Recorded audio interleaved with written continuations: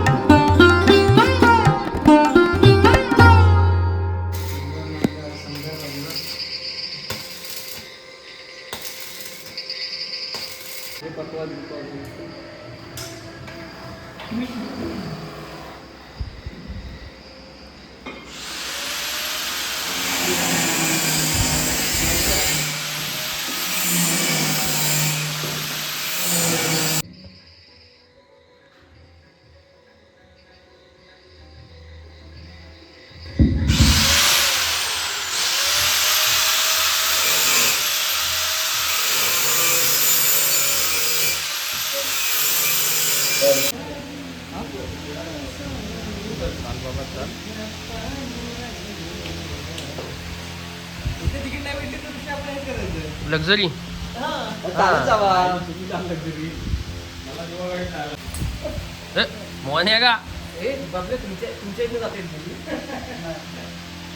नमस्कार मित्रांनो, स्वागत आहे तुमचं आजच्या या कोऱ्या करकरीत ब्लॉगमध्ये. मी ऋषिकेश पवार आपलं सहर्ष स्वागत करतो. आणि आज आहे आषाढी एकादशीचा दिवस आणि आमच्या वाडीतील सर्व बाळगोपाळ इथे उपस्थित आहेत. आणि आमचा काहीतरी आज रिंगण सोहळा किंवा छान असा बैलगाड्याचा एक प्रयोग करणार आहोत प्रथमच. आणि त्यासाठी सुंदर असं बैलांना रंगकाम करण्यात आलेलं आहे आमच्या SK DJच्या दारामध्ये. तर जुडून राहा आणि पहा कशा पद्धतीने आम्ही तयारी करतो. चला.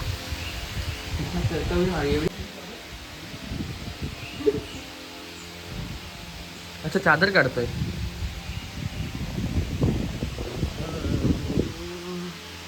भाई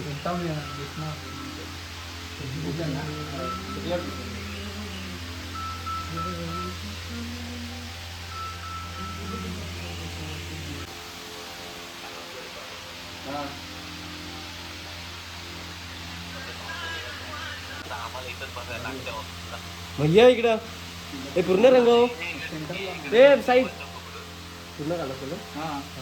हा म्हणजे की ही लाईट लाव ना, ही लाईट लाव ना.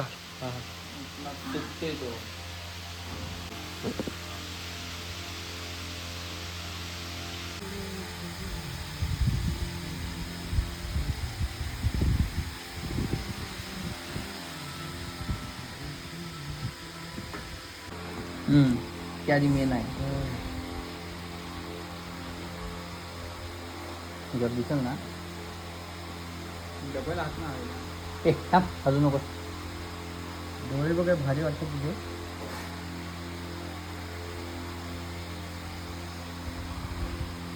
थांब रे.